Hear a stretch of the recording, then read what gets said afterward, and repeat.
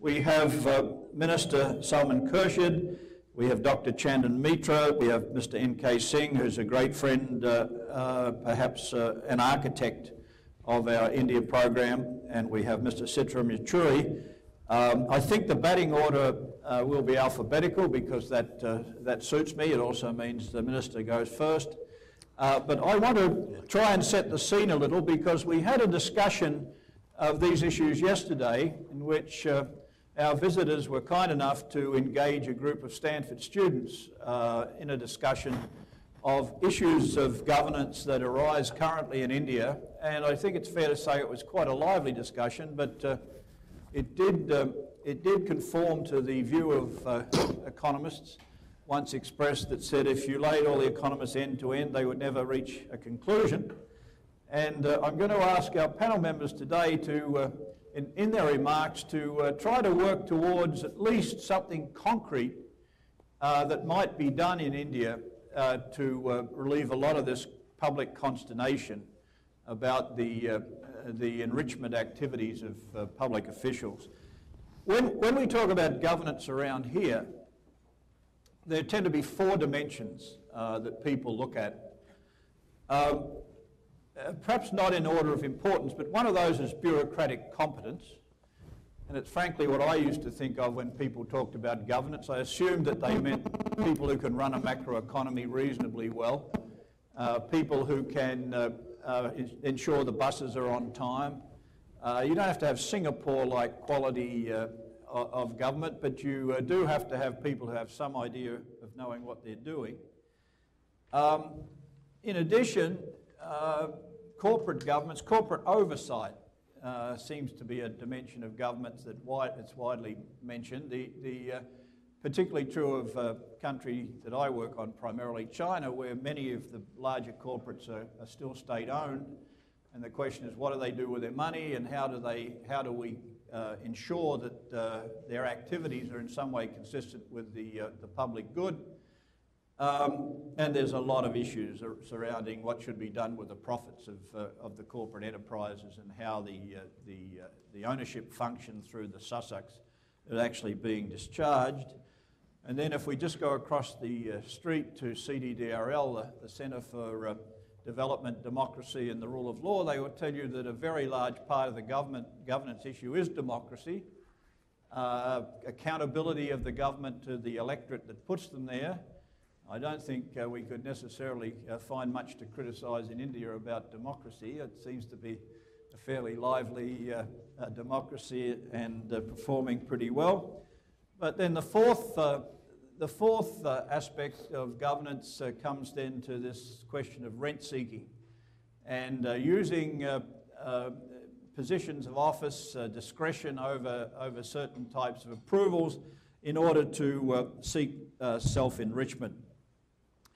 And I'd be remiss if I didn't acknowledge that we have the originator of the intellectual stream analysing rent-seeking in the room with us, Anne Krieger's famous paper, 1974 American Economic Review, The Political Economy of the Rent-Seeking Society, coincidentally written about India, was chosen this year by this blue ribbon panel that looked at the best 20 articles in the first 100 years of the American Economic Review.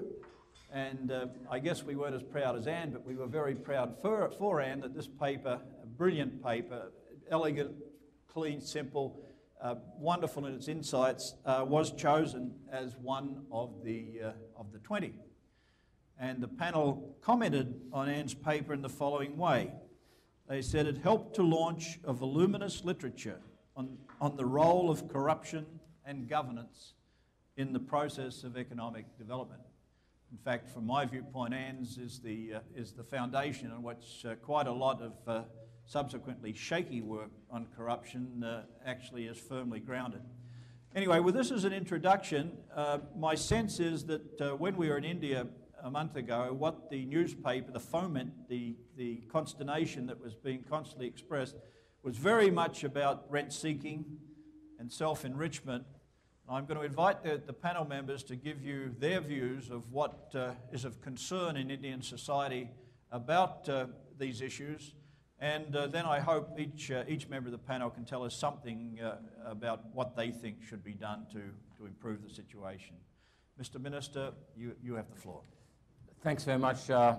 It's almost a sense of deja vu. We went through some of these issues yesterday, but since the audience is different, I hope that we won't sound like parroting something we said yesterday. I imagine we have 10 minutes? Yes. To start with. 10-minute short presentations. I think it goes without saying that time has come in India to take a very close and a very precise look at governance and accountability issues. But it isn't as though it's happening now. Over a period, as we've tried to change our economic patterns, we've gradually introduced accountability as part of that entire package. Also, improvement in our governance processes. Much has happened, but a lot more needs to happen. I think that's very clear from recent events. One of the things that we've tried to do in terms of governance is essentially, in a large country like ours, to do centralized decision making, whether it's because of an economic ideology or because of it's felt practical necessity, needs to be tweaked.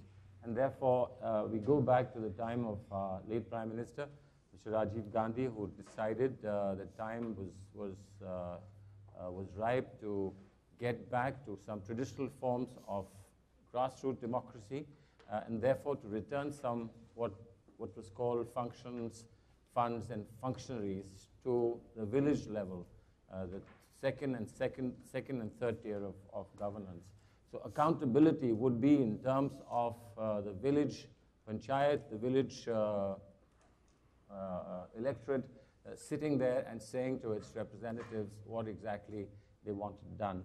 This has come a long way. We introduced gender justice. We introduced 33% quota for women.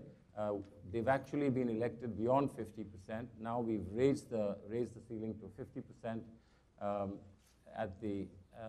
in the central legislation. But the states have also done the similar thing on their own.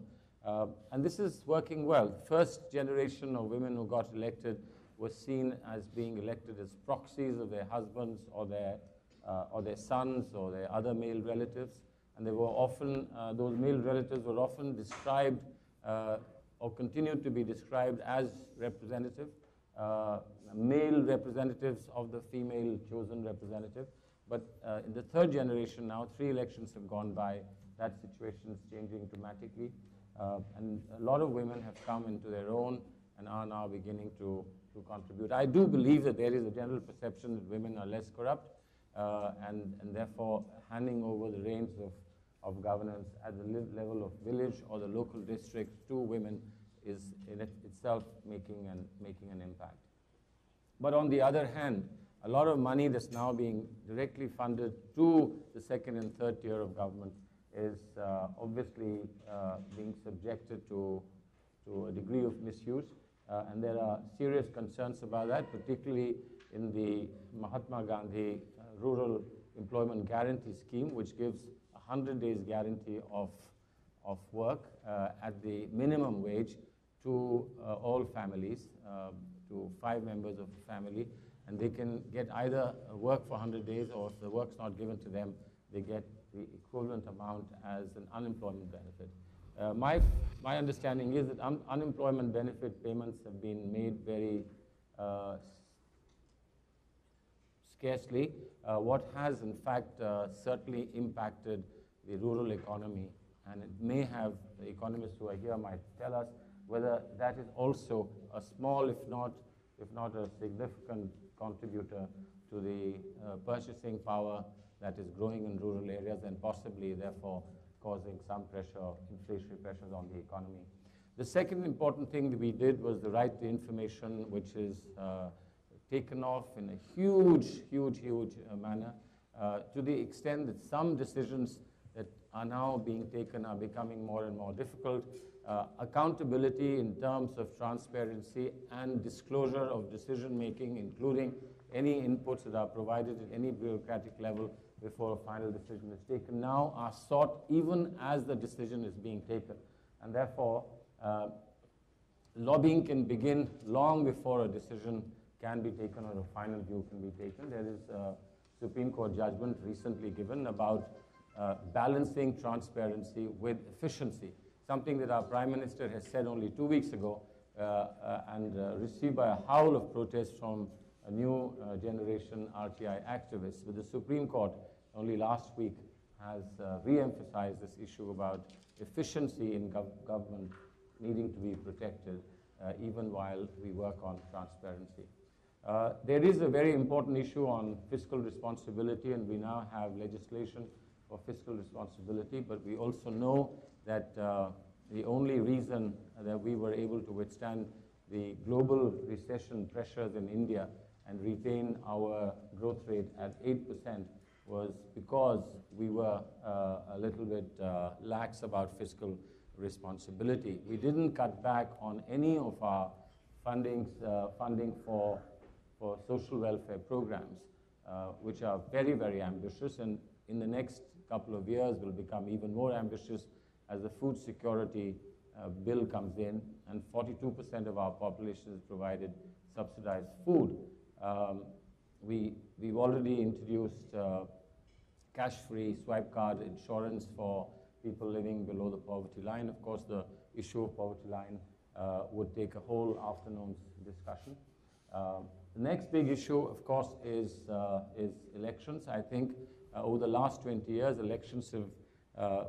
conduct of elections has not only improved, but has become quite more accountable, with the EVMs giving a better opportunity for people to vote more effectively. But there are questions about whether EVMs can be manipulated and whether a large-scale manipulation has ever been attempted.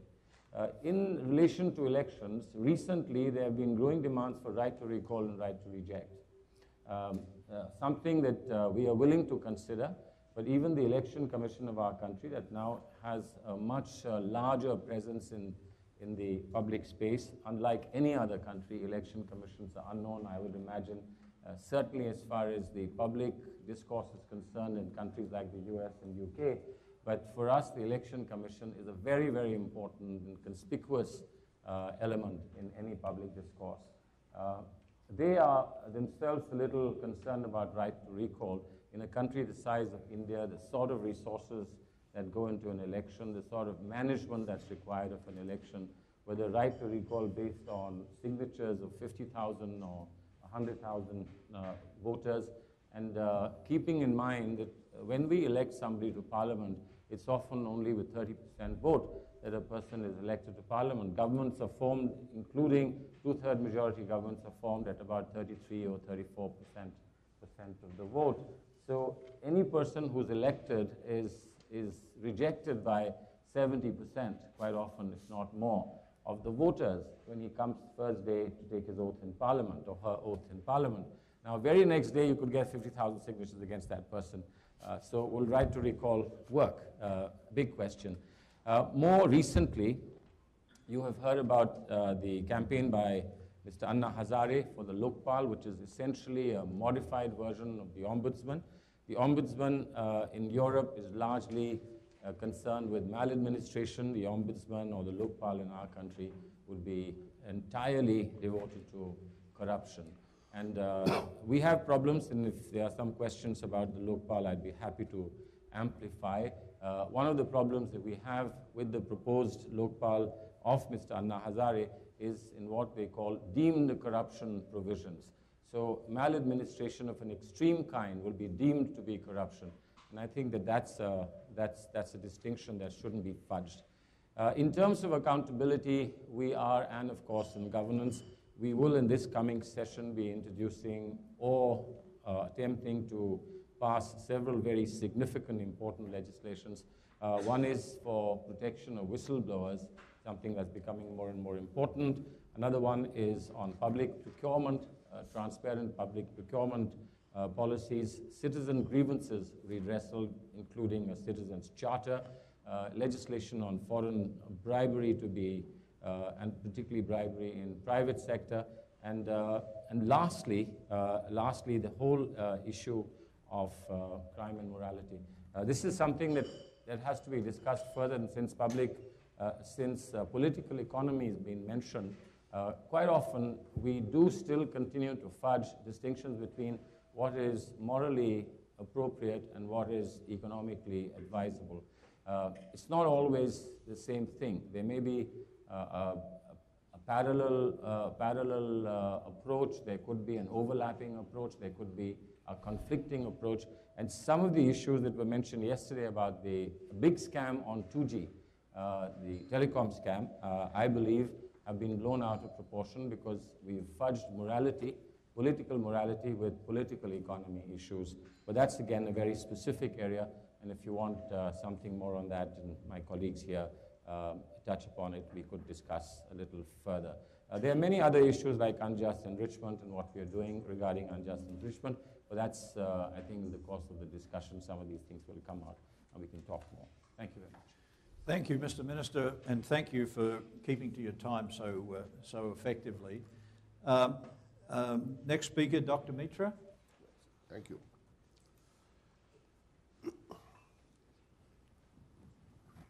Let me start by a few conceptual issues and then go on to some specific factors in accountability and governance. Minister rightly pointed out that we have gone through some of this ground yesterday, but we'll try, at least I'll try not to kind of go over them except just marginally. Now, the points I would like to start with are just define what is the purpose of accountability. Why is the issue of accountability agitating people, the media, policymakers, NGOs, and others? The goal of good governance is something that I think is essential. It's an essential kind of key component of democracy.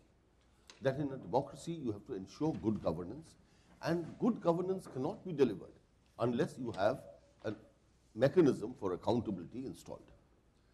Now, accountability obviously entails transparency, time-bound delivery of pledges, and financial probity. But the key element in this is the existence of an appropriate and independent monitoring mechanism. And I think this is where successive governments have been remiss in focusing on the need for a proper monitoring mechanism. Laws have been there, structures have been put in place, and whichever the party which has been in power, whether it's the center or in the states, has tried to initiate a number of schemes that social welfare schemes, poverty alleviation schemes, which are aimed at benefiting the people. But these are very grand ideas, and although a lot of money has been spent on many of these schemes, we find that as a country, we are running harder and harder to stay in the same place. So there's obviously some breakthrough has to happen, because in the absence of this accountability, the money that has been spent has not been adequately accounted for, and which is why I think today you're finding this urge and reflection, whether it's in Anna Hazare's movement, whether it's in other kinds of protests welling up in different parts of the country, the demand for a monitoring mechanism to ensure accountability is something which I think is a key issue that we have to battle with. In that sense, I believe that India is making a transformation from its first phase of democratic development to the second phase of democratic development. We have congratulated ourselves, and I think the whole world appreciates that Indian democracy is among the most vibrant. It is sometimes noisy and chaotic, but it is a very, very vibrant democracy which has deepened as times have progressed, and the stranglehold of the erstwhile feudal lords who used to dictate how elections should be held is now almost completely broken. So the process of elections, the election part of democracy, I think is a phase that we have successfully completed in the last 55, 60 years, ever since the Constitution was framed in 1950 and the first elections took place in 1952. Now the second phase begins. The second phase is to ensure that democracy also empowers. And empowers not just in terms of giving people the right to vote, but in terms of demanding a say in the shaping of policy. And so, to me at least, accountability of governance now is a key element in ensuring that the empowerment of the electorate takes place across the country.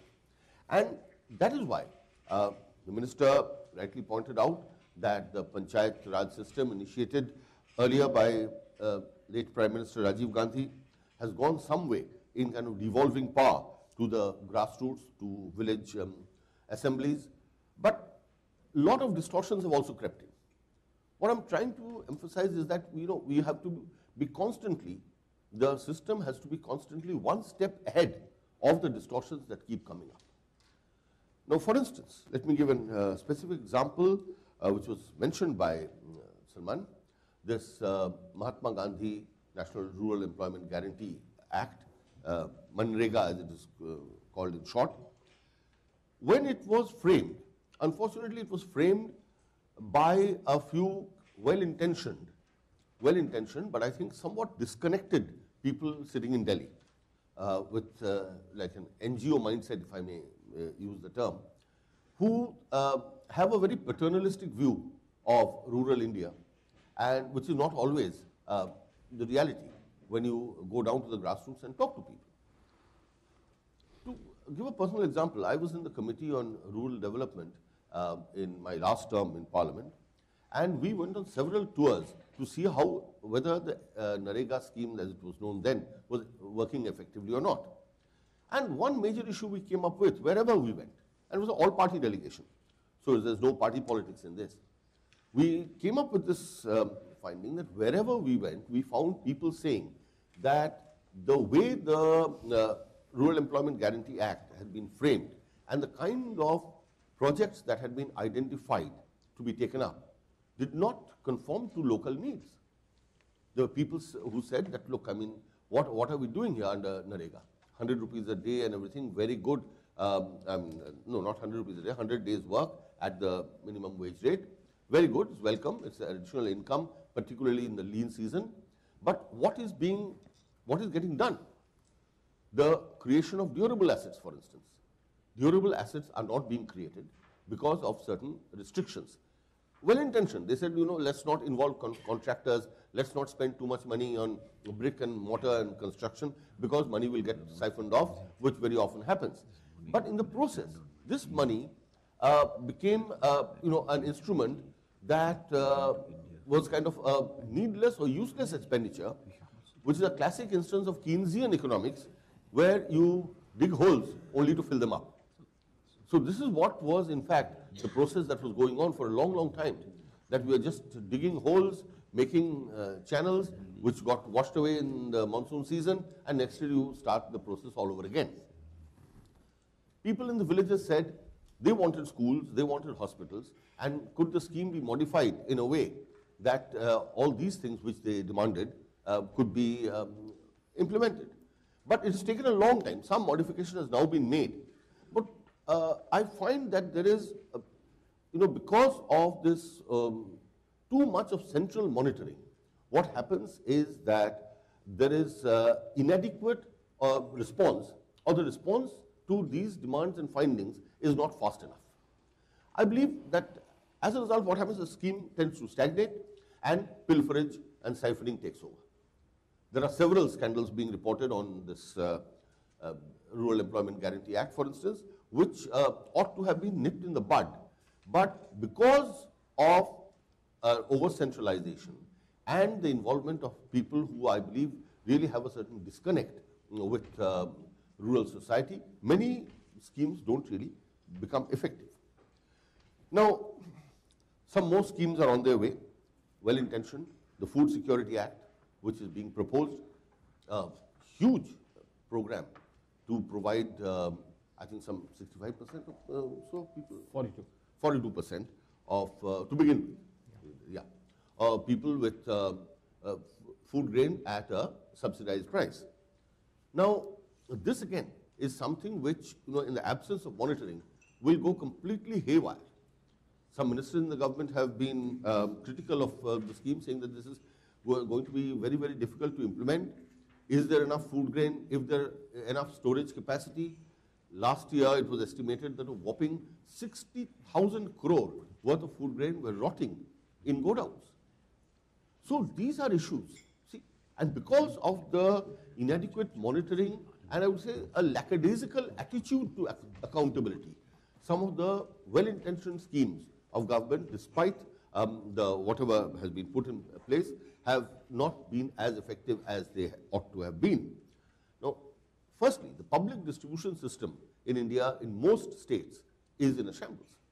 And I think the real effort that should have been made to strengthen the public distribution system and ensure delivery and ensure that there was no pilferage has not been put in place adequately, which again is the issue of the monitoring. Which is why, and here I'm tying up this whole thing, which is why the demand for a Lokpal or a Lokayukta in the states, that there should be an ombudsman who will monitor. Now here again, I'm not 100% sure that mere institution of a very, very powerful and effective Lokpal is going to be a panacea to all the problems that face the country. One body or institution headed by howsoever kind of well-intentioned and effective man cannot really take into account the huge problems that the country faces on the question of accountability and monitoring. But nevertheless, it is a step forward.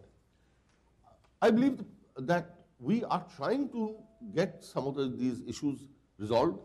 We are putting in place barricades and roadblocks to corruption to try and ensure accountability at various phases, monitor government schemes and so on. But in the time we take, the system responds so slowly that a lot of money flows down and people are unsatisfied, and corruption, at the end of the day, you find far from decreasing is actually probably increasing. And this is a matter of concern. Along with that, there are issues of electoral reforms, which is a very, very important point, and perhaps we'll touch upon this in the discussions. But my last point I will conclude with is that, see, the vote bank politics. Vote bank politics, which kind of specifically revolves around castes and communities, or even linguistic groups and local identities, very often militates against the kind of universalist approach that we ought to have in our development schemes. And this is a larger issue, I think, where India will have to deal with in the years to come. Thank you. Thanks very much indeed, Dr. Mitra. And now our friend, Mr. N.K. Singh. Thank you, Nick. I think many of the points which have been made by Minister Salman Khurshid and my colleague Chandan, I share with many of those points. Partly I must begin by saying that what view you have about India depends on from where you take that view. If you wake up in Delhi, you will of course read the screaming headlines of the fact of massive 2G scandals, housing scandal, airline purchase scandal, oil and gas recovery scandal. And it looks as though if you scan that newspaper, there is nothing but scams and scandals which are happening in India. I mean, that's a viewpoint which if you wake up in the morning in Delhi, you might take glancing through the economic newspapers. When I, however, turned my television on this morning while getting ready, I found that in the G20 summit, which is currently taking place, there are woes all around of weakness of leadership, absence of central focus, lack of decisive decision-making, looming electoral cycles beginning to impair any degree of coherent action. I wondered whether that story was about India or was it about some other part of the world. And it continued in that same strain to say that one of the calls which might come out of G20 is a request to emerging markets like India and Brazil and China to help the United States and Europe to get out of the present crisis. So I was beginning to wonder whether both these things were asymmetric. The fact remains that in spite of all this kind of stuff which has gone on, India has year after year continued to demonstrate reasonably high rates of economic performance, which as compared to the rest of the world would be considered not only robust but very healthy. So I think that we need to set this stuff in a context because, of course, we are debating this today because the problem is not whether India will achieve a 7% rate of growth or not. I don't think that that's much in dispute, but whether we will get on to what is necessary to make a deep dent on poverty, what is necessary to improve our index on human resource development to about 10-11% rate of growth. And I think that the context, therefore, of the debate must be that is the malfeasance which has entered the Indian institutions impairing India to achieve its potential of economic growth, which is 10 and 11% rate of growth. So I think that we need to really address this question in that context. It is in that context that also we need to address that has there been a plateauing of India's economic growth? Do we need to reinvigorate that growth process? Is the plateauing merely a contracyclical action in which certain exogenous circumstances have turned unfavorable, and once that exogenous circumstances begin to iron themselves out, India would automatically return to the high growth trend which we experienced for some years of about 8 to 9%? Or is it that in the absence of deeper structural reforms, we will not be able, merely by waiting for contracyclical turns to take place, for enabling India to return to the high growth trajectory which we had experienced? Also, there are these issues of whether there is a severe weakness in investor confidence all around, which on account of the financial malfeasance and what is perceived to be really serious failures of governance, investor sentiment has turned very weak. And that there is a paralysis in decision-making on the key concerns. And the jury is out on all this. But my own tentative conclusion, for whatever it is worth, is on the first point, I would definitely say that it would be foolish to wait for merely contracyclical things to work itself out. And unless some further bold action is taken to reinvigorate the process, we will tend to stagnate at this particular plateau for much longer than it is good for India's long-term economic health. My second very broad point is that, and I'm sure that there are many experts here, that in the process of economic liberalization, which we pursued, we did free up trade substantially, we freed up the financial sector substantially, we freed up the manufacturing sector substantially, but we stopped short of freeing up factors of production. We stopped short of freeing up land, we stopped short of freeing up mines, freeing up those components in the factors of production where supply-side elasticity, by definition, is rather severely constrained. And that it is the failure to pursue the policy where genuine market forces and not manipulated market forces were able to bring about the benefits of the liberalization process, which has led to many of the kinds of financial malfeasance which we have really experienced. The third very broad issue which we need to address ourselves is... That's yours. Sure. I'm sorry. Yep. I'll put mine on silent. Doesn't matter, I'll wait. Sorry, sir. No, it's all right. The third broad point which I wish to raise, and I think that I want to address this question to myself, is if we look at really comparisons in terms of rates of growth and their implications for both poverty reduction and in terms of improving the employment coefficient, how is it that similar rates of growth in other economies, particularly a comparable economy of China, have led to much faster reduction of poverty than it has been in the case in India? And is it that there are failure of other institutional reforms, particularly infrastructure, particularly in terms of a certain pattern of economic growth, that similar rates of growth in India have led to slower reduction in poverty than has been in many comparable economies, and we need to, I think, take a view on that.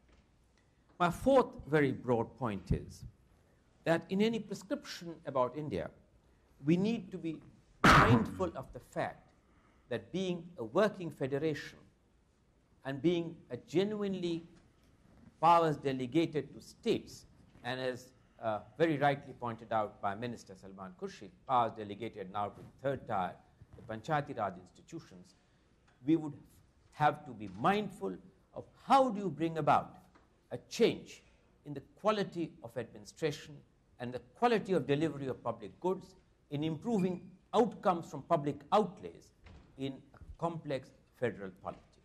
And how do you do so in a manner which does not, while erode the federal autonomy inherent in the overall framework, you are able to achieve the desired objective of far better performance auditing and far better relationship between outlays and outcomes that has been the experience so far.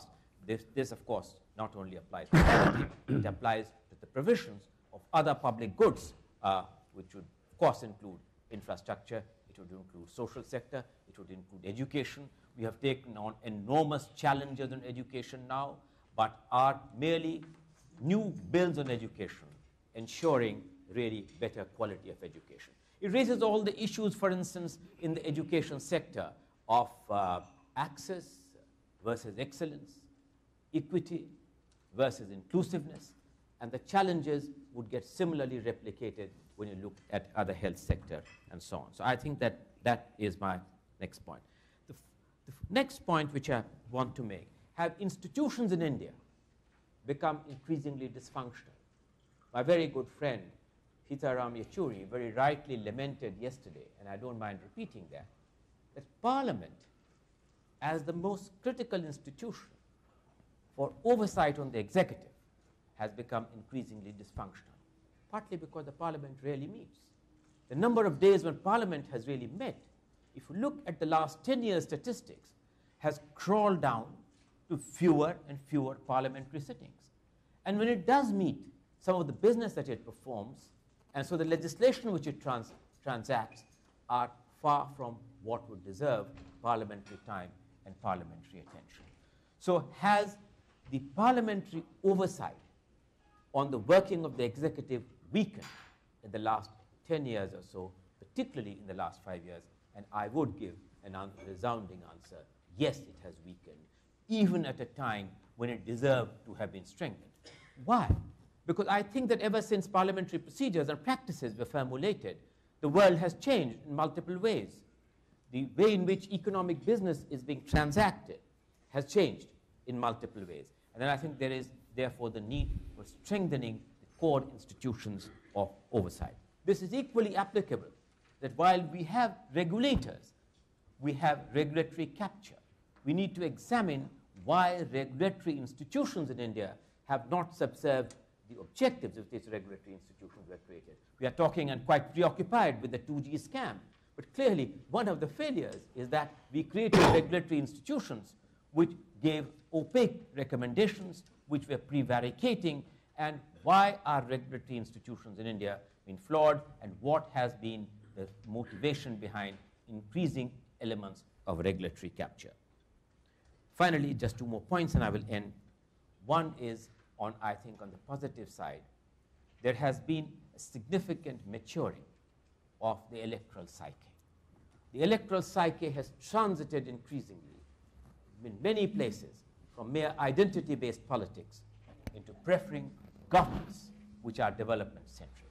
I think I can quote Bihar as an example, where in the last 2 elections, you moved across from mere identity-based politics into the politics of economic performance. And if that trend gathers momentum, in my view, that is a very important, healthy trend. Finally, there is no getting away from the fact that we need to reform institutions. We need to have institutions with greater teeth, greater coverage, and that governance is not merely a matter, improved governance is not merely a matter of law, but also a matter of ethics. And that is connected with a whole slew of reforms which Minister Salman Khurshid is planning to put here. We need, therefore, at this moment to revisit not only institutional reforms, but revisit our economic strategy as we begin to reinvigorate our growth process from what we have achieved, 7-8%, to what is our potential, 10-11%, to make a deep dent on poverty and improving the index of human development. Thanks very much, NK. And now, Mr. Yaturi, Thank last you. but not least. Thank you. Thank you, Mr. Hope. And thank you, Stanford. Thank you, SCID, for inviting me here. And since I'm speaking immediately after my good friend N.K. Singh, and the general refrain in India is always that I stand on the other side of these three, and as though that we are the ones who are opposing reforms while more reforms are required. The question in India, I would first like to clarify, is not a question of opposing or supporting reforms. The question is what type of reforms and what is the objective of these reforms. And this is where a large degree of dispute does come in, given the growing inequalities in India. Where do we and what do we target in our reform process? Secondly, please remember, without reforms, without growth, even our objective from the left of greater egalitarian distribution is impossible. So nobody from the left would stand against reforms for growth. I mean, that is a misnomer that needs to be, first of all, clarified. And since we are speaking about accountability and governance, I would like to wish to make 2 points about accountability, 4 about governance, 2 about the consequences, and 1 about what needs to be done. That makes it 9. I've taken a minute, so I'll take a minute each on each one of them. First of all, as far as accountability is concerned, and which NK just touched upon, the Indian constitutional scheme of things is very different from what you have in the United States. In India, the constitution defines that the accountability rests finally sovereignty with the people, and that is reflected by people's representatives in the parliament, who keep the check on the executive of the government. So if the parliament does not meet, then of course there is a problem which I said yesterday, NK repeated today, I do not elaborate. But what is required if you want to ensure accountability is a minimum legislative mandate that the Parliament of India would meet at least for 100 days in a year in order to deal with legislation important for regulation. If you want reforms with regulation, proper regulation, you require the Parliament to legislate on it, and in the absence of that, it is not possible. So these are 2 important points as far as accountability is concerned. With governance, yes, what Mr. Hope said about governance has got to a lot of dimensions. Problems of delivery, problems of buses and trains running on time, problems of welfare benefits reaching the people, the leakages in between. Yes, those are one type of problems of governance that need to be addressed and resolved. But I think what we are really concerned about here, what Mr. Hope talked about, is the question of the rent-seeking ability, and that wonderful paper of Ann Kruger, which we were discussing last evening at dinner, and which spoke of the sort of rent, not merely seeking, but rent sucking, I would say, I mean, with your permission, madam, to make an amendment to your contribution, that it is actually rent sucking. And a good bureaucrat friend of mine, with due apologies to NK, had once told me that the process of corruption in the bureaucracy, let's say whether you're going to give a land ownership certificate to a ration card, to a driving license, everything else, and finally to a license to a corporate to start a industry. I mean, all this can be reduced to a proposition, which is the following: that this rent sucking is actually the monetization of the difference between the authority the bureaucrat holds as an official and the remuneration he gets as a salary. So the difference between the two, being vast in India, gives you the possibilities for this rent sucking to take place, and this is a problem that you will have to address. Only as an example, if he has the authority to give financial sanctions for, let's say, 100 million, and his remuneration annually is less than 1 million. You have 99 millions that are there, which can be and are being used for this sort of ransacking. Now, this is something that needs to be plugged. Secondly, the type of corruption that you have. I'm not saying there are no honest bureaucrats at all. I mean, India survived because of them. I mean, that is what we call the steel frame, and that's not my point. But this potential needs to be blocked. The second point is that as far as corruption is concerned, what we are all concerned about, what we are thinking of, and what we are discussing now, I would say that this type of corruption that we are today facing in India is not the traditional type of corruption that you have. Now, and secondly, it is no longer corruption that's actually connected with black money. I mean, there were questions yesterday when the students were asking, why doesn't India do what the United States did? Get the Swiss authorities to tell us, who owns what, etc. That is one dimension. I mean, just look at the fact that all the scams that have come out in India today, including this telecom scam, not one cent has been made through black money or illegally. All of that has been legal transactions. And these legal transactions have been permitted because of a lack of regulations, proper regulations that could monitor them.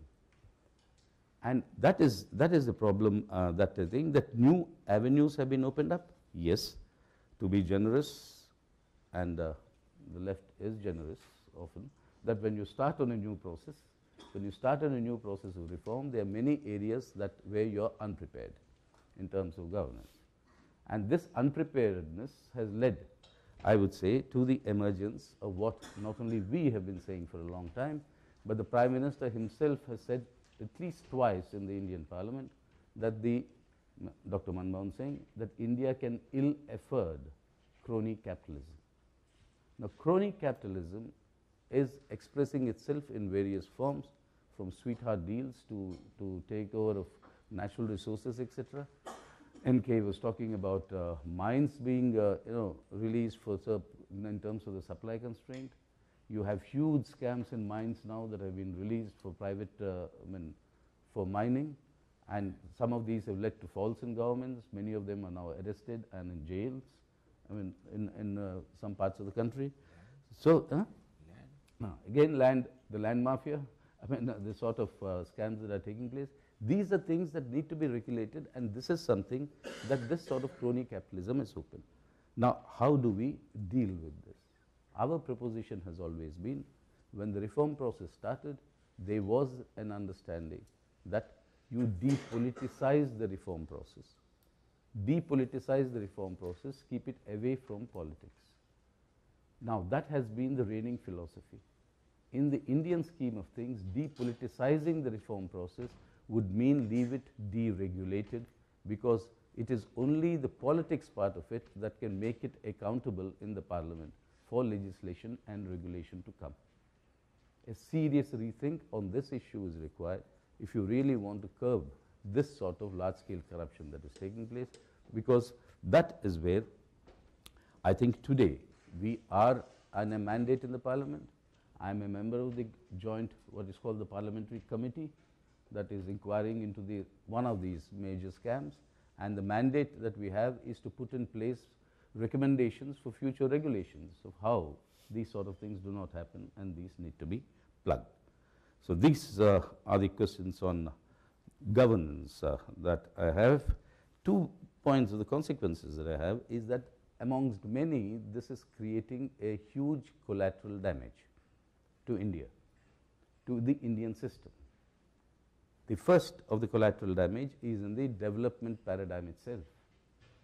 When today the G20 leaders were beseeching China and India, we saw it on the TV, and we felt very proud that our Prime Minister is being asked and besieged, saying that please save us. And then we are also ironically very, in a sense, feeling satisfied that in 1980s, when Deng Xiaoping in China said China needs capitalism for it to develop, today capitalism is saying it needs China for its getting out of the crisis. Now, all these apart, I'm not going into these as well. But the question of the development paradigm, just imagine India, instead of the 200 million market that you have today, at the maximum, being very generous. If you can expand this market, which we can, we have the resources. If you can expand this market to 800 million, that in itself will uplift the global economy. Now, we can do this. If one of these scams could have been stopped, we could have provided food security for every Indian, what I said yesterday, for 2 full years. 1,76,000 crores in Indian, I mean, that's what is it? I don't know how much it works out in millions and billions, and give it say, but anyway, you understand. I mean, there are enough zeros to follow, but you have that sort of money for food security. Education, and Kay was talking about. All of us were, pressed our buttons passing the law saying right to education, but we are unable to give it because there is lack of resources. One scam stopped could have provided universal education for every child in our country. Now, this development paradigm is widely affecting the potential that India has for both avenues for investment, avenues for capital to come to make profits, and its contribution in terms of lifting the global economy. The second collateral damage it is having is on the field of accountability. That is, this sort of money that is made out of such rent sucking or crony capitalism is influencing our electoral process to the extent that it is no longer the democratic mandate or the choice of the people that determines your winnability, but it is the amount of money that you are able to spend in the election process. Now, this calls for the point that I will make on for a reform, and that is a very strong electoral reforms in India required, where the role of money power can be reduced or minimized. For this, we have been suggesting, it is a radical suggestion, not accepted by anybody else so far, but we hope they would, at least in India for temporarily for some time, that you stop or ban corporate funding of political parties directly. Corporates must contribute to the process of democracy. They must donate to the government, donate to the election commission. The government sets up a corpus of fund through which it works out, and we have made all these suggestions, they're under discussion, works out a plan for state funding of elections, rather than corporate funding directly to political parties, which is often and always seen as an investment for the future, rather than their political affiliation to the party. In fact, you had a major corporate who's now taken over Jaguar in the UK, and the people in UK are happy that he's created 16,000 new jobs, and the Jaguar is selling very well. I mean, I'm also surprised. But he was gracious enough to say that the left is the third largest in the Indian Parliament, the left parties. So when he gave checks officially to the Congress, to the BJP, and then to the left in order of the vote percentage we had, he sent it to our office. We sent it back to him with very grateful thanks and said, please send it to the Election Commission or to the Government of India and create this corpus. We want the corporates to fund and strengthen Indian democracy, but not privately with each individual party, because that is an important source of corruption. So these two need to be done. So finally, what is required to put in place a proper direction for our reforms and a proper governance in terms of containing such corruption is a holistic approach. Mere Lokpal bill alone, what we are discussing, would not be sufficient, which I'm sure all of us agree. I mean, that cuts across. But that is important. But also remember, the Lokpal bill had come to the Indian Parliament. This is the 7th time that it is being presented. It's not a new thing. And it's not a new thing that this movement of Anna Hazare has brought about. But there are certain issues that are serious, that are being debated, and I'm sure that will be done. But in addition, you require electoral reforms of the nature I spoke of, and you require reforms in judiciary, corruption in judiciary, which is also very, very damaging for India today. And for the first time in India's history, we in the Rajya Sabha, the three of us, voted to impeach a judge of the High Court of India on charges of corruption. I mean, this power vested with the Parliament has never been exercised in 60 years, but we had to do it now. So you require a holistic approach to tackle this whole issue of governance. on this aspect, apart from delivery and etc., what I spoke of, those are the other issues. But on this issue of corruption, and I think this is important for India, finally, I'm concluding, finally, before Nick picks up the, well, you've been gracious, you give me 2 minutes, but I'll take only one. For Indian reforms to succeed, for India to be a destination for capital to arrive, so that there is mutual benefit of the capital making profit and India also benefiting, you require to set in place these corrections. And I think the time has come when these corrections are required, and it's no longer an issue of for reform or anti-reform, or it's no longer an issue of are you supporting this or opposing that. It is a question of putting our minds together to understand the new emerging situation in the world economy. If Papandreou can say that he'll have a referendum, and today he says that if other political parties agree not to have it, then I will not have it, which means to say that is political gain. You see, all these are important elements to consider. If the euro breaks down today, if the EU just splits up today, where there's a strong possibility, if Southern Europe just walks off, Portugal, in my reckoning, it's going to happen in Portugal earlier than in Spain or in other southern countries. Now, this uncertainty that is there, India is an important player, and therefore, it is the type of reforms and the type of actions that are required to contain the problems that we have, and that is why this sort of an approach, I think, would be required, and that is what we argue for. Thank you very much. Well, thank you all. It's very impressive to have a group that's accustomed to talking, probably more or less without restraint, to actually keep to time in such an effective way. I'm also, if I can say this without being offensive, I'm very impressed with the advantage of rehearsal. Because I think what we've heard today, there's been a crystallisation of the points that were discussed yesterday in ways that have made these points much more clearly for this audience than perhaps they were made yesterday. So perhaps it's just reflection overnight that's allowed this to happen. I wrote down, I tried to come up with questions, and I'm going to open up the floor, but I thought I should ask a couple of questions. The first question I'd written down was for Minister Khurshid, and I was going to say, are women less venal than men? And he said yes. I mean, you already answered, so I don't need to ask the question. He said women are regarded as being less corrupt than men, so it's probably a good thing. In fact, they probably should have 100% of the seats in Parliament rather than 50. I do want to throw out two things before I open the floor. I'm going to ask people, because I anticipate that many people will want to comment rather than ask questions.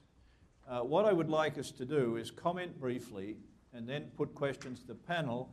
We will spend 45 minutes or so, and then we'll come back to the panel to summarise reactions to what we hear from the floor. I had two reactions, I think, that I would put out there. One is that in much of a lot of controversy and development about whether or not aid is a plus or a minus. People from Peter Bow to William Eastley have suggested that aid fails, and largely because it's misused, as Bow put it, I think mean-spiritedly, but probably accurately. It's taking from the poor in rich countries to give the rich in poor countries. India is rife with subsidy,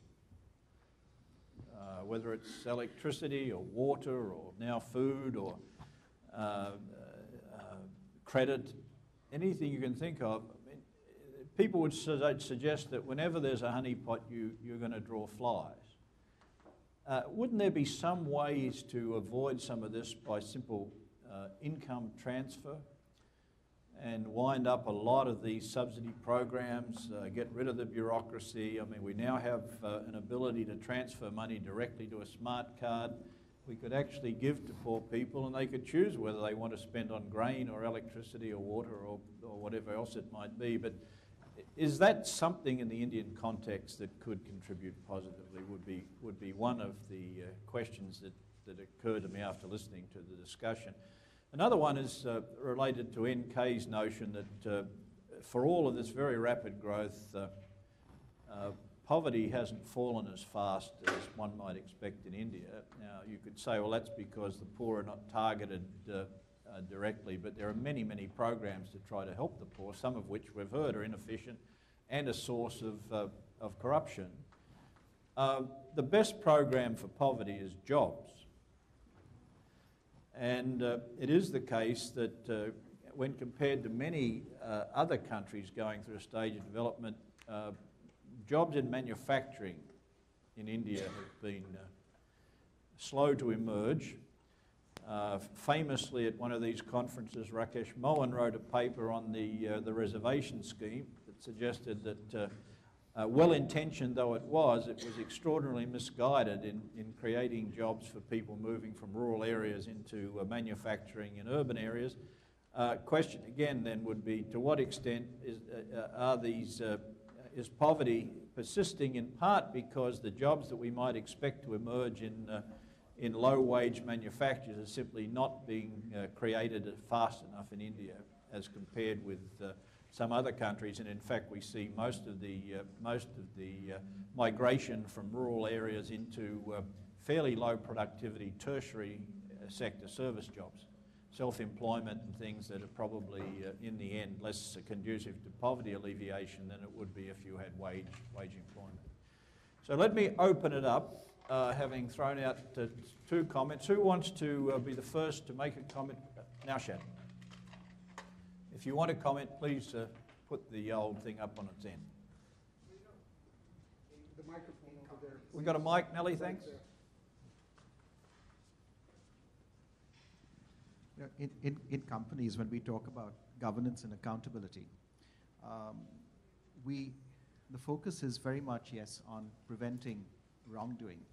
But the real purpose of governance and accountability surely is to promote right doing, to focus on performance and delivery of performance, and not just on preventing corrupt practices. And with that in mind, I'm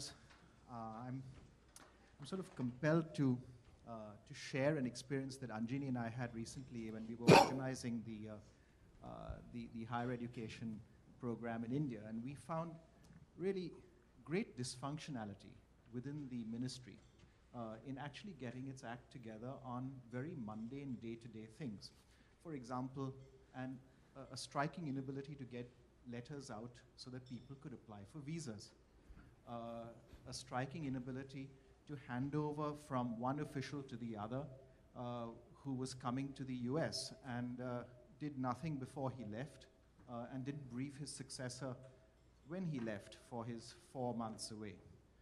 And it was one thing after the other, and finally we turned to CII, which organized the whole thing very efficiently and very effectively.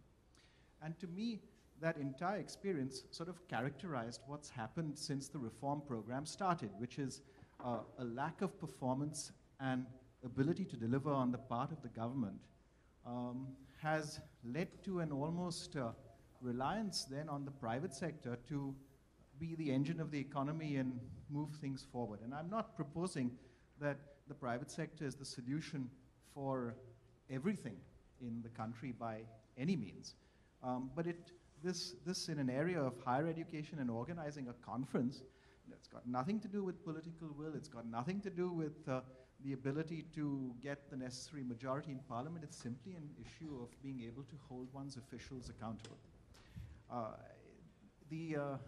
So I guess the question then coming out of that is to the minister and to NK. To the minister in terms of, how do you hold officials accountable for day-to-day delivery of what they're supposed to do? Because here we had a minister who was completely on board, totally committed to everything that we were trying to organize. His principal private secretary was perfectly on board as well and helping with whatever he could. But the actual officials in the ministry were just absent. And to NK, as a former bureaucrat, you always had a reputation, NK, of being one of the most effective bureaucrats in the entire system in being able to get things to happen. And I think people, in fact, relied on you to make things happen both within your area of work and in other parts of the administration too. If you hadn't performed at all, what would the consequences have been? Well, that's a Even good way to start things up. Let's hold back for a minute or two, and we'll let Anne make her comments, and then move along and get a few more questions. I had two, I guess, comments or observations or questions. The first had to do with Mr. Yahari's argument about paying everybody more would be part of the solution, and I have no doubt that it would be, but you cannot pay everybody the value of what they are indeed dispensing with. If somebody's administering, for example, a big construction contract, you would not want to pay that much. And there have to be other kinds of mechanisms, of which, of course, severe penalties for malperformance are one. In Singapore, what they did was pay very high salaries to top civil servants, but anybody caught stealing a postage stamp lost his job and his pension. I mean, it was a really serious penalty.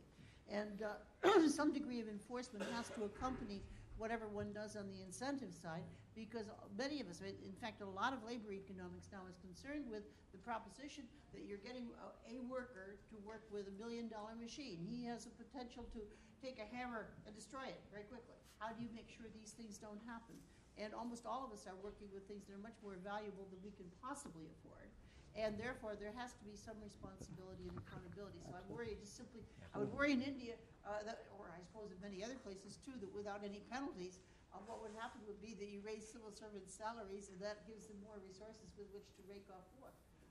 And it could happen. I just don't think it could be a part of a package solution, but I doubt seriously that by itself it would accomplish very much. Secondly, to NK. There has been a lot of discussion in the U.S. and probably in Europe too, although I don't know it, of regulatory capture, by which is meant that the regulators are somehow captured by the ones who are regulated. And this happens over and over again. George Stigler, in fact, won the Nobel Prize for sort of calling this as a phenomenon to the attention of the profession. And the argument basically is that who can regulate, for example, telecommunications, except people who know telecommunications? Who could they work for? Well, they can work for the government, or they can work for the industry. Many of them going into working for the government will have come from the industry, vice versa. And avoiding regulatory capture is not an easy thing, and it can't, I don't think, be done by, so to speak, regulation alone. I'm saying the same thing as I did with civil servants in a different context. It has to also to be done by providing appropriate incentives to minimize the degree to which there are opportunities for regulatory capture, meaning that you can't have a situation where people are getting huge sums for nothing, which, as I understand it, is part of what happened in 2G. Thank you, Anne. Anjani? There was a lot of talk, a lot of mention made of local self-governance and passing it on to Panchayat Raj and women in particular in Panchayat Raj. So I come back to the example of schooling. So there's been a research literature which shows that if there is a woman who is a sarpanch of the village, yes, she does have an effect on allocation of resources. But we did something different. We looked at the overall effect of that on education, on learning, on schools, on how schools perform, on how children attend school, etc. And there's absolutely no effect of any measure of local self-governance on those outcomes. And the reason is actually very clear. In terms of overall resources, the panchayats control about 10% or less of the total money that is provided to schools. All of it that is coming through SSA does not go through the panchayats, it goes through the SDMC, where again there may be a requirement that there's a woman, but that is much less press given to that, and so that is much less well enforced than any of the others. And I think we see it across the way in all the local public goods. The actual amount of money that is controlled by the Gram Panchayat is so small compared to the money that is coming central mechanisms. In that sense, I think we are making far too much of local self-governance as a means of actually getting change in the system, unless we change in other ways as well and give them real authority and real power over schools, and especially in terms of governance corruption. All it seems to have meant is there's a proliferation of petty corruption at the level of the village. It doesn't come to large amounts just because they have so little, in fact, and that's the one way it's being controlled. Let's take the next three. I didn't see which flag went up first, so I'm going to say that ladies go first, Radha. Well, mine would just be a supplement to what said, and I wish he had mentioned also about this innovation that we have in government about the results framework document, Salman, which is a great step forward. It's an entirely new outfit which has been set up under the Cabinet Secretariat, basically to ensure that there is accountability at every level, not only in the federal structure, but several states are falling in line.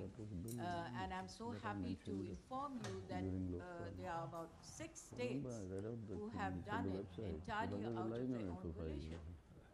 Where ministers are having to sign what they call the Memorandum of Understanding with secretaries and secretaries down below with the officials. And that, Naushad, is very much probably answering part of your question, is that where does the buck stop and who is really accountable for what? Over this period, we did find that there's a huge lot of dilution in the accountability process of the bureaucracy, for one. And this a whole structure that we are now having in place in the country would very much help mitigate, if not totally sort of bring the accountability matrix center stage. Thanks. Thank you. Rakesh? Thanks. Thank you, Nick. Basically, 2 points again, continuing a couple of themes that have been talked about. One on the issue of poverty and what you also mentioned, manufacturing. One of the most curious things is that when we started the reforms in 1991, the biggest attention was given to industry. That was the big thing we started with. And one of the most curious things that has happened, and surprisingly, really not that much comment or discussion, etc., is that in fact the growth in industry in the last 20 years has been lower than in the previous 10 years, that is in the 80s. And it's really quite a remarkable thing in terms of how much effort was put in terms of the so-called new industrial policy and all the deregulation and everything else, opening of trade and so on. And it's very difficult really to understand what has happened. And part of that also, there was a recent study by Ashoka Moody and others, which also has shown that in the first 10 years after the reforms, there was much greater entry of new firms into the system. So that, say, the Sensex or the top 50 or whatever companies in India were completely different in 2001 compared to 1991. Not much difference between 2001 and now. And there are very few new firms. If I ask any of you, any of us really, name 5 big new firms that have come last 10 years in manufacturing, come an answer of 0. And so there's this issue of, one, what really is the problem with manufacturing? 2, that why is no one bothered about it? There's a Krishnamurthy committee which has been meeting for the last 5 years, but one hasn't seen any consequence of it.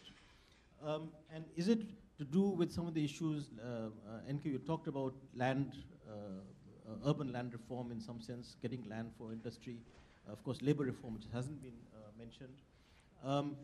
But really the issue, how come people aren't bothered about it? Because it is absolutely true that at this stage of development, the movement of labor from agriculture to non-agriculture is very slow in India compared to almost any other country at this stage of development. And the issue, the poverty issue, is that obviously now the share of agriculture in GDP is less than, I think about 16 or 17%, 14.7, and it'll go to less than 10 in the next 10 years. Yet you have 55% of the people dependent on it. Therefore, obviously, poverty reduction is much slower than elsewhere. So that's the first, I think, a very, very key issue. And I find it really amazing that it's not the major issue engaging the country, my fellow economists, and of course the government. The second is all these things to do with corruption, governance, and so on. That you have some solutions like what you just mentioned, Radha, but there's almost no movement to actually, in some sense, reinvent the government. It is not just having checks for accountability and so on. You really have to raise the whole capacity level in government from the bottom up as opposed to the top down. And one of the issues of corruption I always certainly feel is that this issue, look, you don't pay people enough. You know, some of the insider trading scandals in the US, people are getting enough money, but they were still wanting to make more. So that, I don't think paying people enough would make much difference as far as big corruption is concerned. Petty corruption, yes, that would make a difference. But big corruption, absolutely not. I think part of the issue there is connected with greater professionalization, improvement of people in government, and again instilling pride of being in government. I think one of the things that reforms have done, and some of us have been part of that, is, the way I put it is, 30 years ago, if you asked a civil servant what he did, he would sort of get up, put out his chest and say, I'm a civil servant. Today he'll say, I'm a civil servant, because people assume that he's stupid or corrupt or something. I'm a civil servant, he'll whisper on the side, It really has to, that as part of this professionalization, you have to have much greater pride, because then there's something else that's driving you and not money. Because as long as everything is weighed by money, obviously he'll be apologetic for being a civil servant. So there's two issues. One, manufacturing. Two, why not hardly any attention to actually strengthening the government from the bottom up in terms of professionalization, getting more pride, getting people more being happy that this is the professionalism that you're bringing to your job. I'm beginning to have trouble keeping up with all this, so we're going to take Krishna and then Ramesh, and then we're going to come back to our panel. So I'd like to comment on something Mr. Yachuri said very eloquently. The amount of power some of the people control versus their remuneration in terms of salaries is quite large in India, which is a big source of corruption. I can relate it to my own profession. When I talk to my counterparts, the professors in the universities in India, I find their salaries pitiful. They're supposed to be the best and the brightest minds one can get.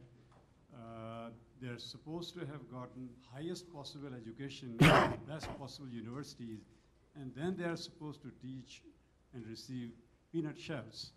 Why would somebody in their right mind join the teaching profession in India today? So I would like that question to be asked by somebody.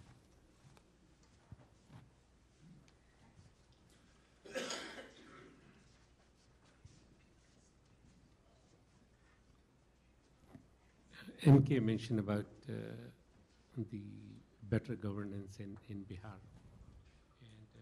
And, in last December, when I was there, it was indeed a sight to see in the city, which is kind of 150 kilometers from Patna.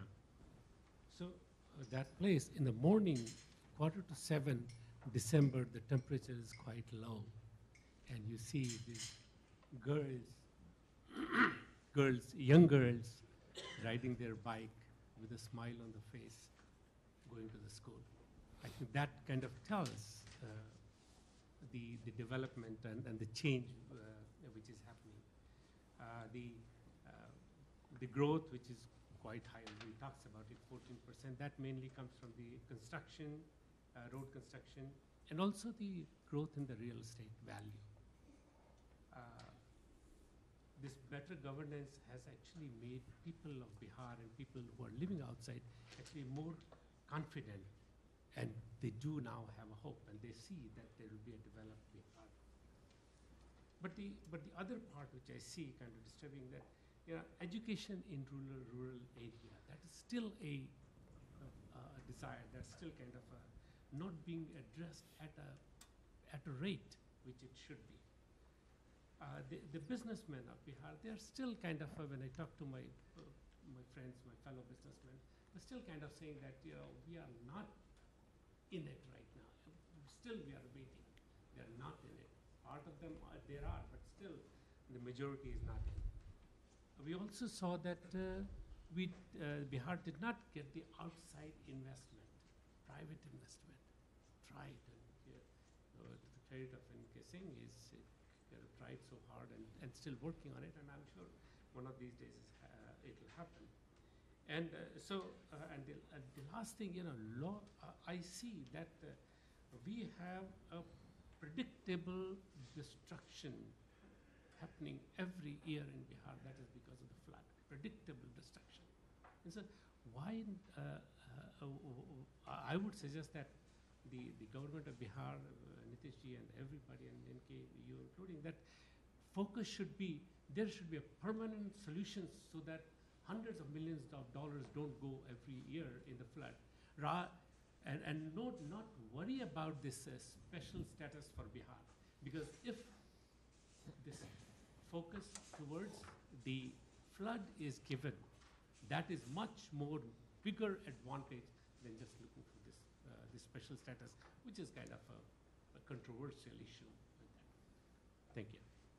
Thanks, Ramesh. Pang, we're going to wait for the panel to have a chance to respond to some of this. It's getting a rather rich agenda. So who would like to go first? Why don't we start the batting order from the other end? Wonderful. Wonderful. Thank you. Well, let me try and prioritize some of the questions. I see Rakesh is not here, but so I'll wait for him to come back. But I think what Anne said is absolutely correct. I mean, when I was talking about this, let's say, the difference of level, it was only as an example to make a point, but that alone is not going to solve the problem, absolutely. No, there is a degree of moral enforcement, there's a degree of regulation, there's a degree of penalties that are required. I mean, all these have to be put in place in a package. I mean, it's not that you just increase salaries and hope that corruption will end, no. And what Rakesh is saying, unfortunately, what we have, and our experience in India suggests, that the people who have more money are the ones who are making more money. I mean, it's not the poor, but it's always those who have more money who are making more money. So that is an absolutely correct point. I mean, I entirely agree, and that has to be put in. And I think a point which has generally emerged, and I think which Mr. Naushad of the Forbes had pointed out first, and then others followed, is why is the government machinery not responding to this reform process? And why is it that you have private sector being more efficient? Anjani raised this, and everybody's experience is that. But that I would say that the manner in which the reform process began in India was, and we have always been critical of that point then, and we continue to say that now, is proper preparation has not been done. You have a bureaucracy that is being used to a certain type of system of a license Raj permit system. You have the same bureaucracy to whom you are now saying that these reforms have to be implemented. Now that is not mechanical. I mean, it just won't happen. So it's an entire issue, and there we got to learn from China that before this process starts, it's not only the machinery of the government and the party that was put in place, but it was the people that were prepared. That this is the path that we are going to go through. I mean, that preparation, unfortunately, did not take place in India, has not taken place so far. And that is something where our whole system will have to really work towards. You'll have some very efficient, good bureaucrats like NK. You have, I mean, today while we were coming in the car, he said, who's the tallest of us? I said, NK, you're asking this question in which capacity? I said, if you're asking this question in the capacity of the Finance Secretary of India, I would say you are the tallest. I mean, how dare I say I'm not? I mean, he's not. But it depends. So it is a question of getting the bureaucracy to go along. Now that is something that you've just not done any preparation at all. And that is where I think there's been a very serious disjoint when the reform process started, which needs to be corrected now. Otherwise, this sort of rent-sucking, what we were talking about, will continue to go on. And what Mr. Saraswat also raised about why are people, I mean this disjoint is general in the Indian context.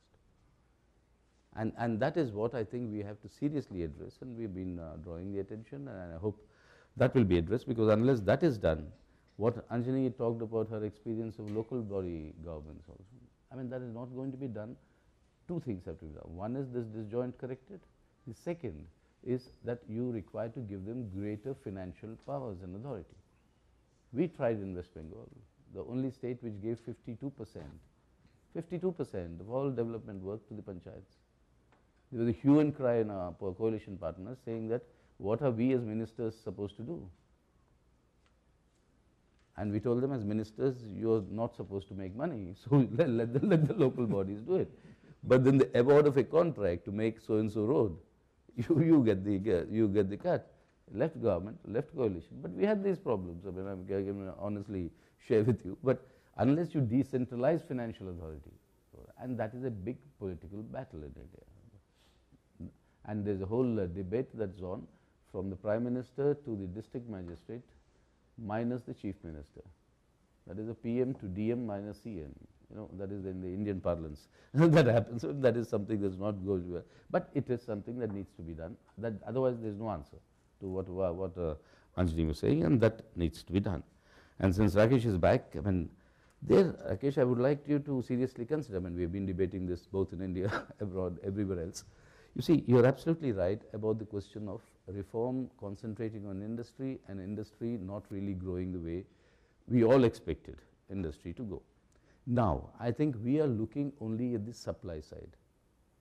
You're looking, let's say, free the mines, free the land, you know, you do this, I mean, labor. But I mean, the most important constraint I believe in India is the demand side. Can I interrupt on that? You see, Can I interrupt on the demand side? You know, the trade deficit that is different between manufactured exports, manufactured imports is 10% of GDP. yeah. There is no demand constraint. No. Importing the stuff. No. Why? No, again, let me come down. The trade deficit tells you the lack of demand constraint in certain sectors for, let's say, industry. Okay, you're talking about the industry. You're importing much more, so there is no demand constraint. You have the imports coming. I'm talking of the domestic demand constraint. Now, what industry produces has to be sold. No, one minute. This is an important point.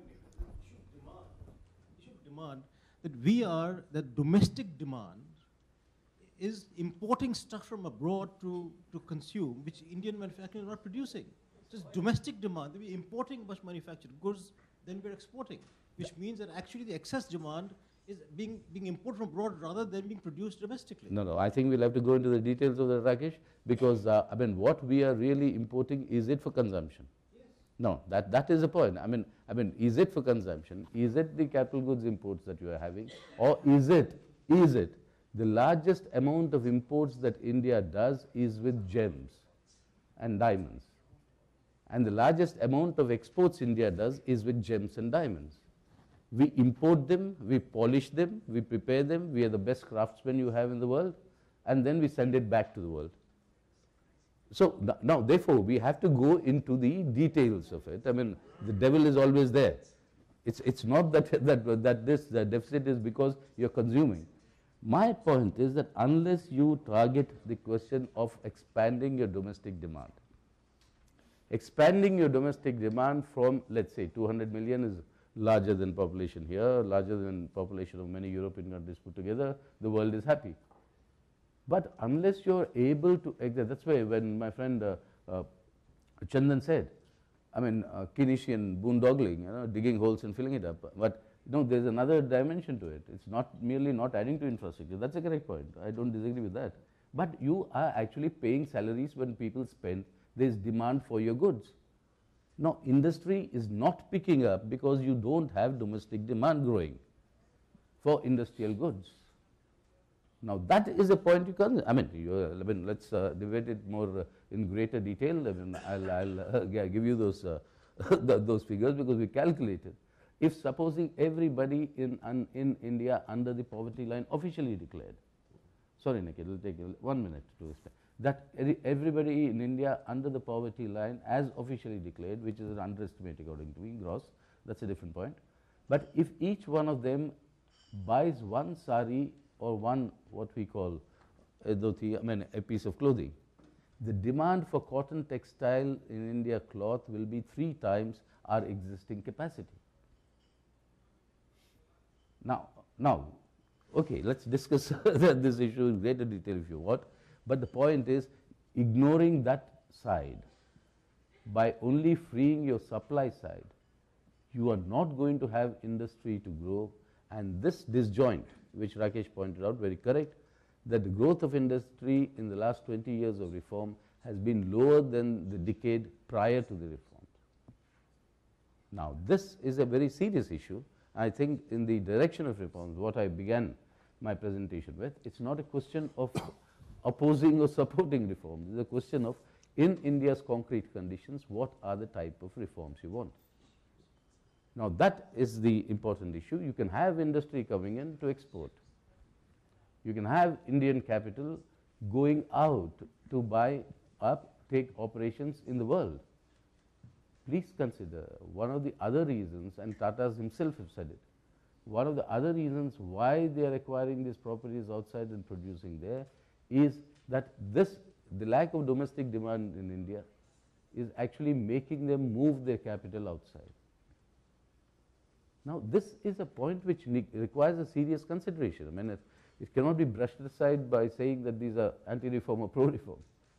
I mean, unless you address this issue properly, I think we run into a serious problem. And that is where this movement of labor or the movement of the migration from agriculture to industry, which Rakesh spoke about, very correct.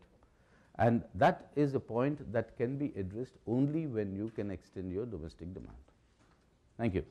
Sorry, Nick, I took a No, it longer, actually is extremely interesting. I wonder where TN is when you really need him, or perhaps even Arvind. But well, this question of whether it's wage goods, capital goods, intermediates, fuels, whatever it will be, I'm going to go and talk to Rakesh immediately after this session. NK, your response. Okay, a couple of points. First, let me respond to your question, Nick, on subsidy, which you asked. First and foremost, I think that subsidy as a percentage of GDP has crept up in a manner which is obviously unsustainable. And today, still, while you have large subsidy programs, like for instance the Rural Employment Guarantee Scheme, you have the right to education. You have on the anvil the right to food security bill. So when you're going to have a couple of these large, huge omnibus schemes to address poverty, should you, for instance, continue with the 150 centrally sponsored schemes which the Planning Commission has? Isn't there therefore need to rationalize the anti-poverty programs into 2 or 3 key segments relating to education, food, and employment, and then find out the best way in which you can really administer it? And there I'm sure Salman would want to elaborate that the steps which have been taken to have a unique identification scheme and to really think of doing direct cash transfers by combining the total value of it, maybe by using the instrument of the telephone and having banking correspondents open directly bank accounts, certainly need to rationalize not only the quantum of subsidy, but rationalize the manner in which you wish to administer the subsidies more directly.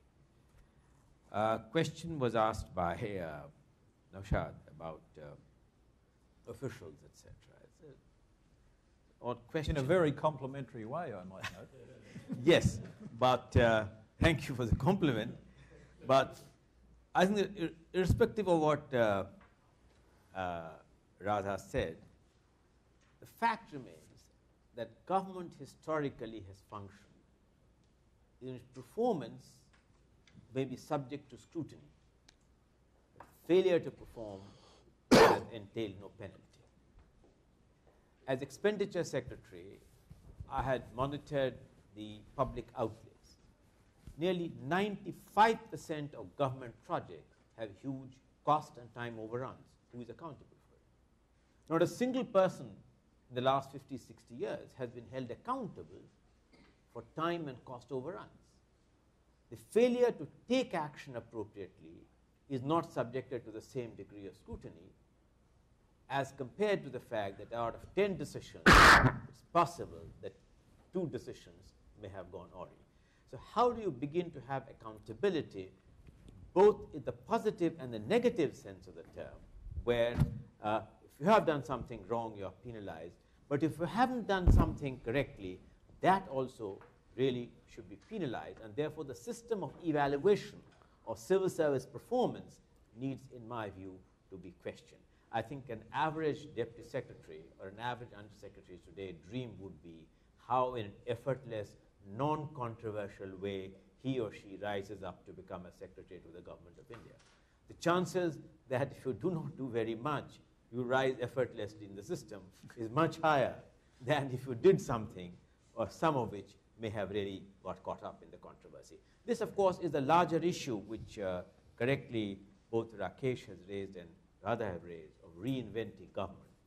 Because I think that the government, in the manner in which it was created, left by the British, may or may not now be suitable, particularly when your whole development matrix is enjoining upon same district officials who are maintaining law and order enormous amount of developmental responsibilities.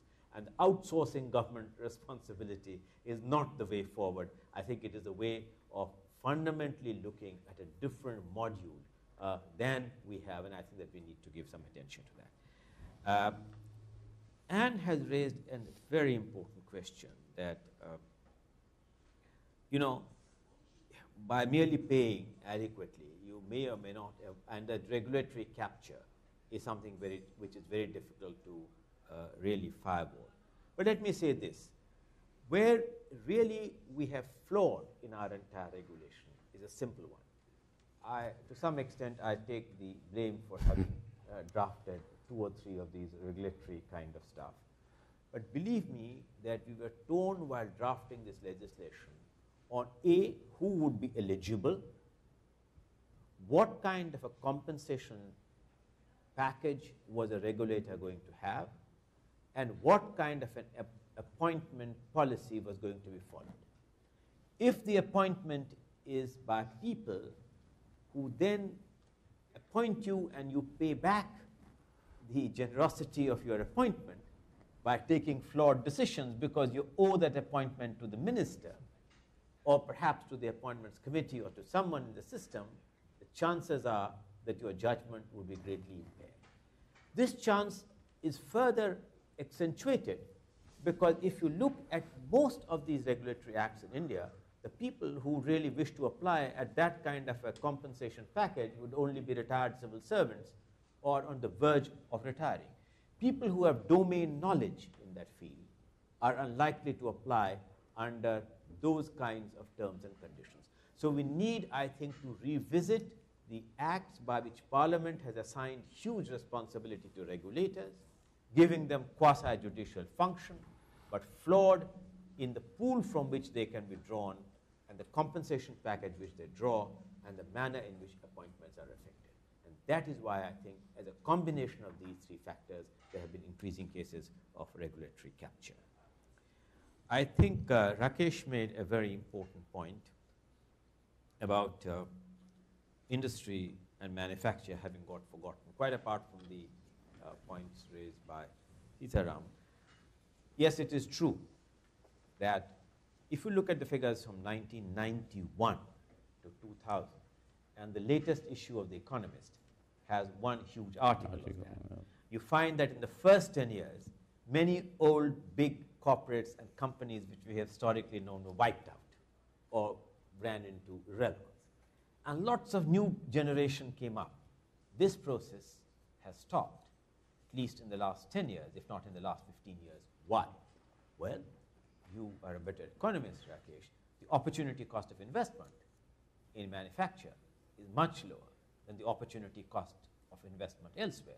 But what constitutes this wide variation in the opportunity cost, and some of it may be embedded in some of the things which we have talked about, that you have not freed up factors of production, returns by investing in land may be higher, returns in investing in mine may be higher, returns in going on certain indivisible supply side stuff may be much higher. We need to revisit the variations in the opportunity cost of investment between different patterns of investment to be able to get a credible answer on why in the last 10 to 15 years this has really gone down. Finally, I think I want to address the issue that Ramesh Yadav raised. Well, I'm delighted that you recognize that there has been some progress. It is true that so far in the last 6 years, the growth of an average of 12% per annum has been driven largely by public outlays. The size of the plan in 2004 and 5 was $1.1 billion. Last year, it was $5.4 billion. And that the bulk of this increase in public outlay has been really sustained by improved tax buoyancy while keeping within the limits of the FRBM Act in terms of borrowing. As we go forward, what can be done to really entice more private investment and to get more public-private partnership is the state government's most important challenge. It is true that in the first 5 years, two things were happening. Infrastructure needed to be built, which substantially now has been built in terms of rural road connectivity, in terms of other connectivity. Improved conditions of law and order, security and environment has been an important factor, but energy deficiency continues to plague. Also, lots of people were wanting to see whether Nitish Kumar was a flash in the pan or was he a durable change of a different kind of politics for which Bihar has opted for. His recent election in the last November has, Ramesh, when you go there, you'll find many episodic things, not of big bang investments which write the front page of newspapers, but lots of very credible investment beginning to take place. I don't want to take the time of the limited thing here, but privately I will tell you some of the new private investment which is beginning to come. And we do regard that unless private investment comes, merely public outlay will be inadequate to catapult and sustain a 12% rate of growth. Thanks, NK. Dr. Mitra. Yes, much ground has already been covered, so that makes it fairly easy. I'll just take up 2 or 3 points. To start with you, Nick, the point you made about being subsidy heavy and wondered whether it shouldn't move into a direct cash transfer mode. Well, at the central government level, I think this is being toyed with, and there has been, in the last budget, the finance minister talked about kind of modified cash transfer regime being introduced in a limited way in the next budget, which will be in the end of February. But I would like to point out that some of the states have been very effective and have already implemented some of this. I would particularly like to draw your attention to the gender-sensitive program which the government of Madhya Pradesh has introduced some years ago, called the Ladli Lakshmi. So for every girl child born in the state of Madhya Pradesh, an amount of rupees 1,25,000 is, over a period of 17 years, transferred directly to her bank account. And this funds her education, and eventually, you see, also helps the family have a kitty for her marriage and expenses related with that. This Ladli Lakshmi scheme has been a very big success, and I think the issue of women's empowerment and gender equality has been very significantly addressed with this. 1 or 2 other schemes have also been in operation in Gujarat. In Rajasthan, it was proposed, but unfortunately some litigation stopped that, which entailed a transfer directly to women's accounts, women below the poverty line, a certain sum of money every month, and the right to draw through biometric cards. So this direct cash transfer model is being tried in different states, and I think this is something which really shows the way. And sooner or later, we have got to replace this very large subsidy regime with some targeted subsidies for poverty alleviation and other social schemes such as gender equality. But related to that, the other point you raised about subsidy and jobs, I'm very worried about this proliferation of a large number of these umbrella schemes, starting with NREG. Now, it's one thing to generate jobs, and it's another to go around giving doles. There's a big difference. And that further, to kind of pretend that you are creating jobs when actually it is the government is giving out what amounts to a dole.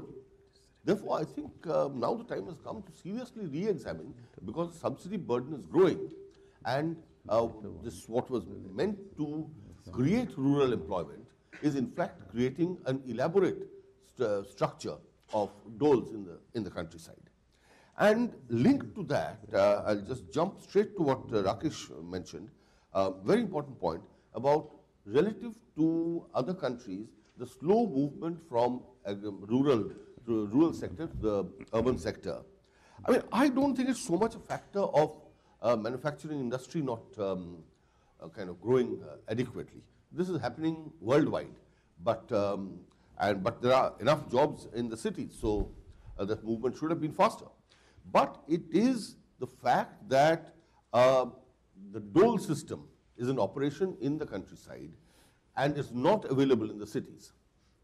So I think that is one thing, and also India's own social security network, which is largely the family, the private social security network that people enjoy, the family, that enables people in the countryside to lead, I wouldn't say comfortable, but lead a decent enough living, whereas city brings with it all the kind of uncertainties. So this India may be on the threshold of actually reversing some known economic development parameters and the movement, and we have to be ready for a situation in which you will have this urban population kind of more or less stagnating at around 40-45% over the next 20 or 30 years, and the rural population, although agriculture is contributing less and less, will remain 50% or plus, which is a reversal of global trends. I know this is, I mean, amateur economics, so I can see Rakesh vigorously nodding his head in disagreement, but I think we'll discuss that later. But I do feel that this is what the pattern is showing over the last few years, and we therefore need to create the adequate infrastructure in the rural areas to gainfully employ people there, gainfully locate them there, and I mean, we need not be obsessed with, this thing, migration to the urban areas.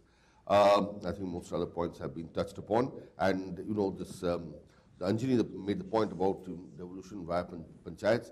I think some states are beginning to do it, and it goes beyond what has been centrally conceived, and which is my larger point, that the more the center retreats from many of these schemes.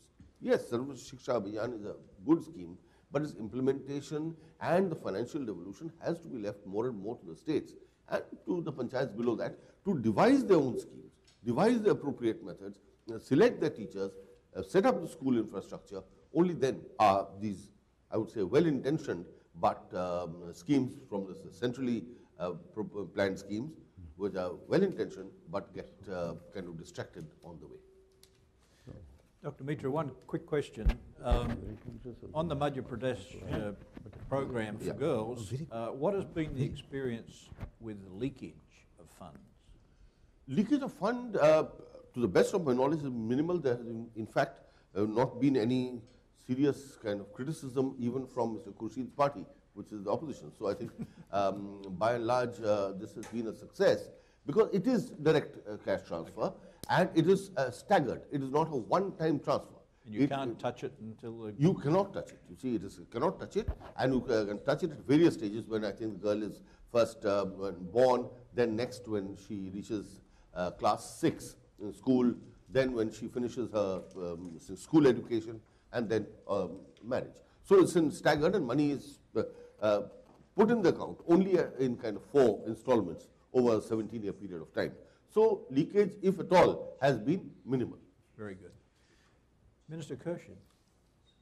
Well, thank you very much. I think that there are 2 or 3 points that require encouragement and a response. The most important one is the innovation. Are we going to reinvent government? I think that you're right, the RFD was an innovative idea. I'm not quite certain that it's going to be as actively pursued in the present generation of bureaucracy as it was in the past generation. It seemed like an idea that whose time had come, but wasn't entirely accepted by political part of government. And I think it will require a major push to keep it on track. It's a wonderful idea, it's an excellent idea, but there are lots of question marks about it, misplaced question marks, which need to be sorted out. But I think along with that, we have to think much faster about incentives, disincentives, but all that will have to be worked in terms of what our government should look like. Should we have more people from outside come into government and more people in government move out at a particular stage? Many of these proposals are lying encapsulated in the 13 volumes, I think, of the Administrative Reforms Commission. The only problem is you need a parallel government to consider those 13 volumes. There are many attempts in the country to make parallel governments. For instance, accountability, Anna Hazare wants a parallel government. To reform the government and reinvent it, there has to be a parallel government, etc. So that's more jobs for the boys. Now we have to think about we have to think about a lot of things about what the civil service structure of government should be like. Should all civil servants and judges be re-employed at the age of 60 and 65 respectively? We can't legislate on any regulatory authority without the Supreme Court having a final word saying 70% of the appointments must go to retired judges, otherwise we'll strike down your legislation. That's the judicial reform. That is the judicial reform. Judicial reform. It's happening now with every single regulatory authority that is proposed. 70% have to go to the judges, and be sure that the Lokpal will have 70% judges beyond the age of 65. So this is a major problem. I think judicial reform is the first thing that we need to bring in. But as far as the devolution is concerned, I did say that transfer of functionaries, funds and functions is the theme that was being pursued. There is reluctance to transfer all these three things to the local level of governance. Of course, they must. I think the idea now that we need to promote is to say that government from the center will transfer funds directly to the village and district level authorities, elected bodies, but that they must also have matching funding that they must raise from their own resources. Today, it's a very romantic tale of, we are waiting for money to come from Delhi. We are not going to raise one penny ourselves, although they should be. And I think there has to be a link between that and Manrega, so that the assets that are being created should be created knowing that those assets must then produce some revenue for the village, which is not happening today, most certainly. But as far as the criticism of Manrega is concerned, let me just tell you that was the first phase, and in the second phase, we will be going into a lot more in terms of giving a value addition to people so that migration from villages to cities can be prevented. There is our commitment to providing urban facilities in rural areas, which is Pura, our former president's favorite theme. And it's important that while we need migration as an indication of what is happening in the manufacturing sector, but we also need to stop migration if we want to keep people away from cities and decongesting cities. So there is a balance between the two that has to be maintained. Why does the industry growth suffer? Is it because it's more attractive to go into the services sector? Services sector has grown at 10% consistently. So presumably, one of the reasons why industry doesn't grow is because of the downside mentioned, the constraints and restrictions that they have to face, the opportunity cost element and so on. But the other one may well be that the services sector is more attractive, services sector is more glamorous, and services sector is for the present on a high, and therefore it's quite possible that some of that potential is actually going into the services sector.